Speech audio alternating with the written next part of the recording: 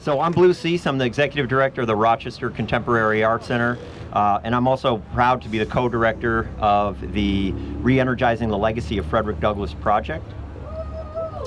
Absolutely. So I want to thank all of you for coming out today, for caring, for showing your support, and for standing together as we send a message that no matter what is said or what is done, this city stands behind Frederick Douglass and his legacy and all that it stands for. This monument dedicated to the first monument dedicated to an African American has long stood in Highland Park, and before that in downtown Rochester by Sidney Edwards. And over the last year, this whole community has come together and worked very closely and supported artist Olivia Kim. Where's Olivia?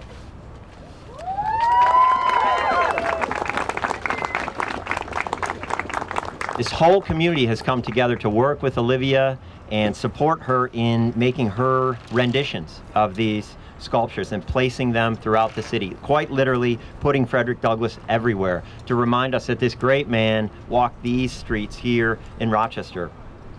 This, to me at least, this is the power of art, and especially public art, to physically connect us with our history and more fully understand the present moment. We're here today to come together in response to a destructive act. We're saddened, we're hurt, we're angry. I personally was shocked when I learned of this vandalism, but some others I think were much less surprised. Some feared something like this might happen. The conversations and discussions about that event and what it represents are really important for us to have as a community. But today we're here for an action. And only 3 days later, we're moving through that negative action. We're placing Douglass back in public view in this historically significant site. And for me personally, again, it's an honor to be here and to share this moment with you all. I want to call out a couple people. I want to thank and recognize Michelle Daniels. Where's Michelle? There she is. She's sitting on the ground, looking amazing as always, but sitting on the ground. So Michelle deserves a huge round of applause. How about a bigger round of applause for Michelle?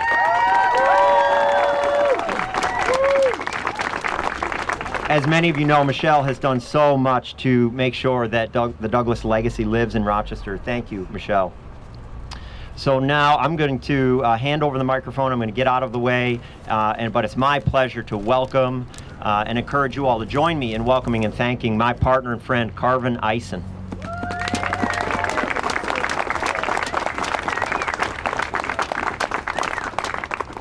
Wow, we keep meeting like this. All right.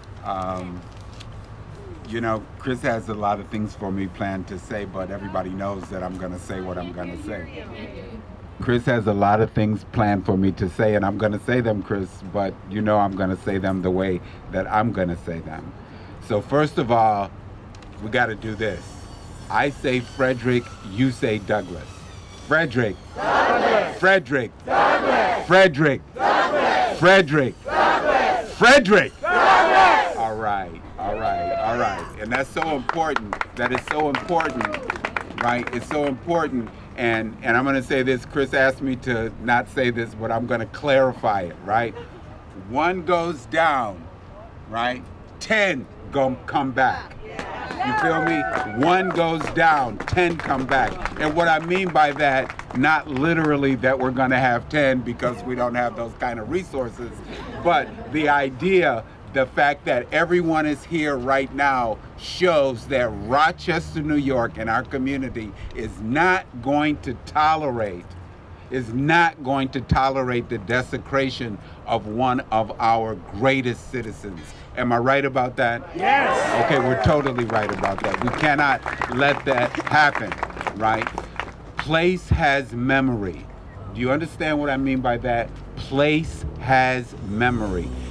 Precisely, this is what it means. It was on this site, right near here, that Frederick Douglass had to lobby for his daughter at Seward School. It was right on this site. And what it was that his daughter Rosetta was at the school, enrolled in the school, but she was segregated from the general population. It was the students wanted her, the teachers wanted her, but some families who happened to be white did not want her. So Douglas came here to make sure that his daughter, Rosetta, was not going to be discriminated against. So when I say place has memory, I mean it in this sense. So we knew that it was an extraordinary, public, courageous, political act to put a monument of an African-American man on the streets of an American city, even if that man is Frederick Douglass, and even if that city is Rochester, because our culture does not understand the value of African-American people completely yet. But our presence here, right, our collective understanding here says that that is changing, and that is gonna move forward, and that is gonna change. And this is what we need to do. So by placing this monument here, again, by recognizing that these are the values of our community. Our community has a deep social justice root. Historian Rich Newman, who I think I saw out there somewhere, said it much better than I can ever say, that this was Frederick Douglass's town long before it was George Eastman's town. You feel me? You understand that? So this root of social justice, this attention and concern about abolition, the suffrage, all of the Underground Railroad, all of these were big issues and need to continue to be big issues in the modern landscape, right? The issues that we face now. And this is so important. This is critically important because this monument is a representation. This is not Frederick Douglass. This is a representation of the values that Frederick Douglass stood for, right? And we have to recognize that that work continues. That work goes on now, right? In the modern world, we still have to deal with injustice in education, right? In criminal justice, in healthcare, in employment, and in housing, and in every dimension of our life, where we will stand and we will not allow this monument to be desecrated. We must also stand up for all of those other issues, because those are the issues that we face right now. So now, with all of that, that's all good and everything. I just want to introduce these two young men who, it is from my understanding that these are award-winning speakers. You feel me? Public speaking, right? How many of us can do it? These are two award-winning public speakers, and Eric Daniels and Tion Stevens. They have something very important to say for us, so I want to invite them. Gentlemen.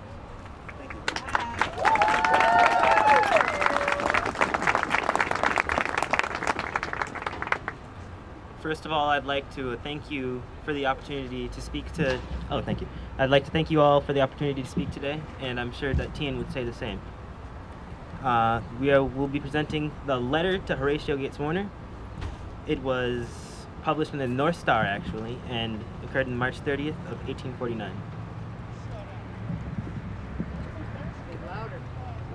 Sir, my reasons, I will not say my apology, will become evident by pursuing the following brief statements of facts. Deeply desiring to give my daughter, a child between 9 and 10 years old, the advantages of a good school, and learning that Seward Seminary of Rochester was an institution of that character, I applied to its principal, Miss Tracy. The principal, after making suitable inquiries into the child's mental qualifications, agreed to receive the child into school. I went home rejoicing.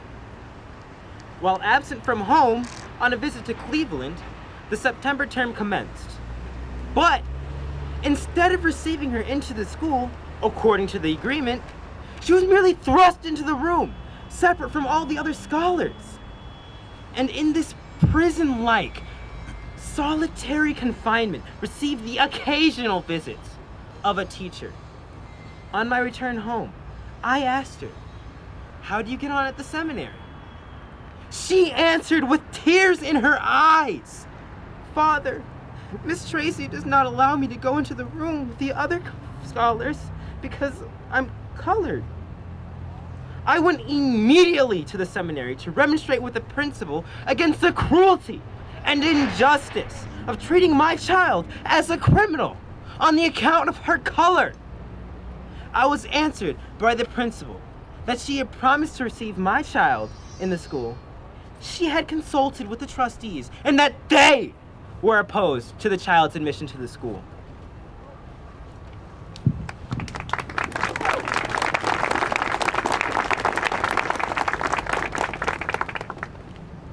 I consulted with Mrs. Douglas and others, and the result of the consultation was to take my child from the seminary.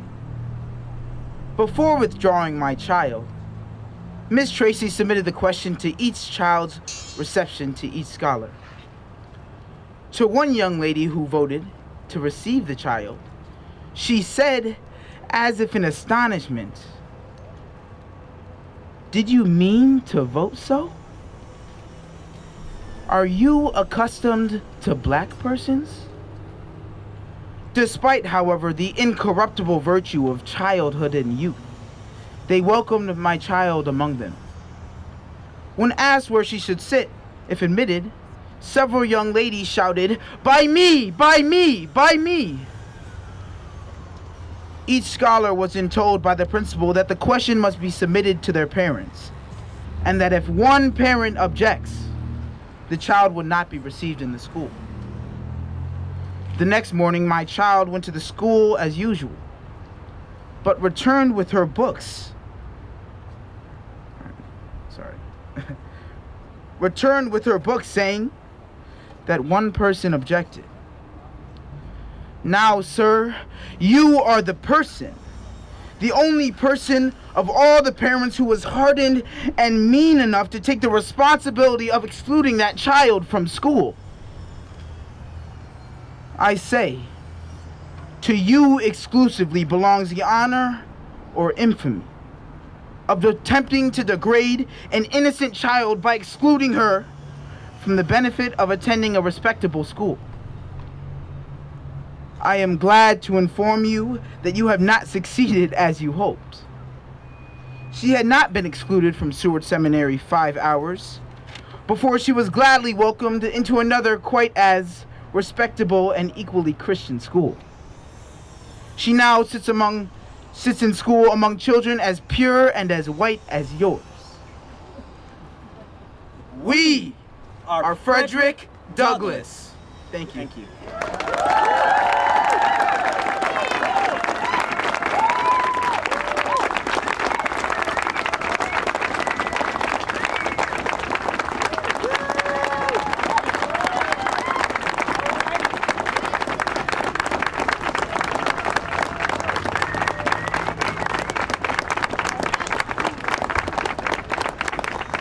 All right.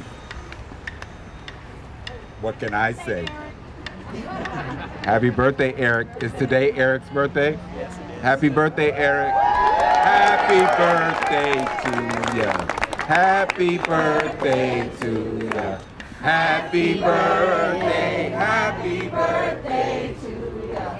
Happy birthday to ya. Happy birthday. Thank you.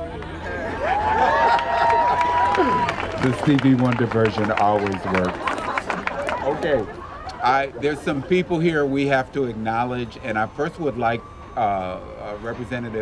State Representative Harry Bronson to come up for a moment, please.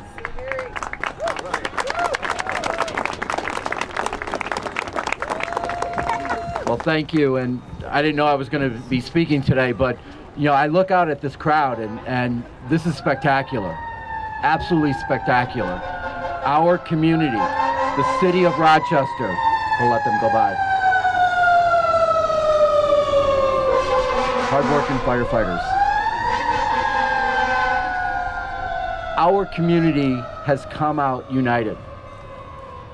We have come out and we've said, no matter who you are and what you look like, we're going to stand together. We're going to stand together for justice. We're going to stand together to fight for that ideal we have not reached yet as a country and as a state and as a city. The ideal that every single person deserves full equality, justice, and an opportunity to succeed. And in that opportunity, it includes, as Carvin said, it includes education, health.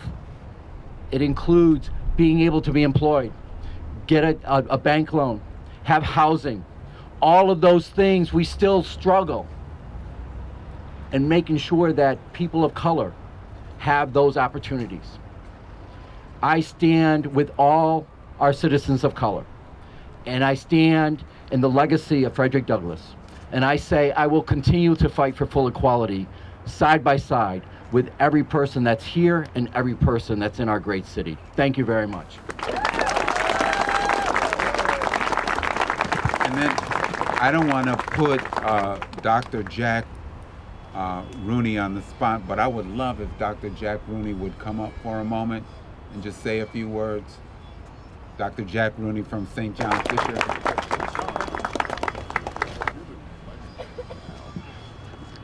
It is my pleasure to be here with all of you today to celebrate the great legacy of Frederick Douglass in this bicentennial year, and to add my personal support and that of our campus community to this celebration.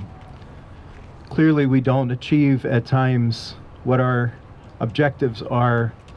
We don't represent what our values are, but it doesn't mean that we're not committed to moving forward.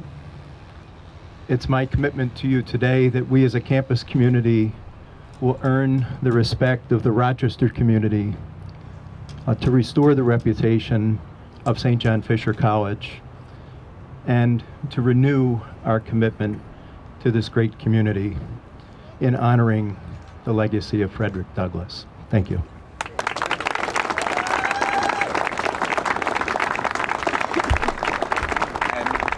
And finally, it's mid-afternoon on a Thursday, we got to get back to work. I would like Olivia Kim, sculptor, to come up and say a few words. All right?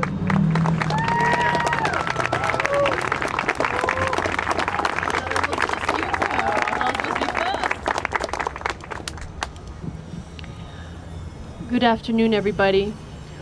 Looking at all of these faces, I am truly astounded that the unfortunate loss of the original sculpture at this site has brought such an enormous and incredible amount of love and support, especially for our beloved Frederick Douglass.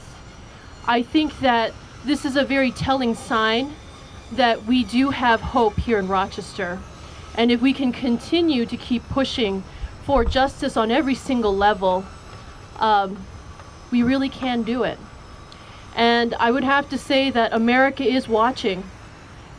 And past America, there are all the other countries in the world that are watching what America will do. Because this problem of racism, social injustice on all levels is a world problem. It's a human problem. And if we can hopefully be kind of the front of the ship, we can create a phenomenal example for everybody. So thank you very much.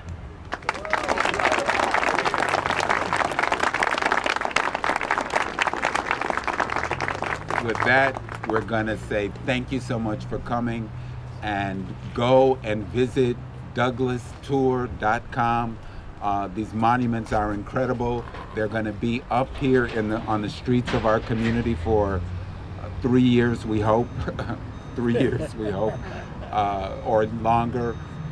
One of the most exciting things about them is not only the fact that the monument themselves, the monuments are beautiful, there's no question about that, but at the base of the monument is a QR code, and on that with that QR code and your device, your cell phone or whatever you have, it will take you right to a website that will give you verse and chapter of why the monument is in the location that it's in. You can read it or you can hear it, and to me that works is phenomenal. So we thank you so much. Go spread the word. We are a great community. We are a fabulous community, and we are not going to stand for any foolishness on any level, on anything. Thank you ever so much.